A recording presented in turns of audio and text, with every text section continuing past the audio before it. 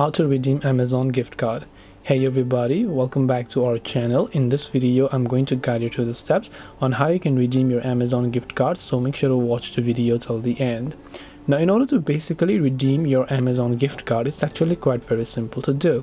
All you have to do is go ahead and then first of all make sure to launch the Amazon application here and just make sure that you're signed into the account.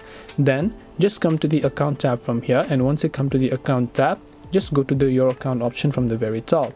Once you come to the your account option, over here you can see under payments, manage gift card balance. So tap on manage gift card balance over here.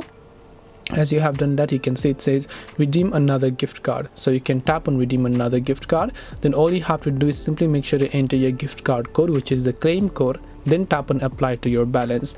Depending upon the value of the gift card, if it's let's say a $10 gift card, that $10 will get added to your Amazon account and will get used whenever you try to shop for Amazon products next time. This way you can redeem your Amazon gift card. Hope this video was very helpful. If you have got any more questions, feel free to also leave them down in the comment section. Thank you for watching till the very end of this tutorial, and see you soon in the next video.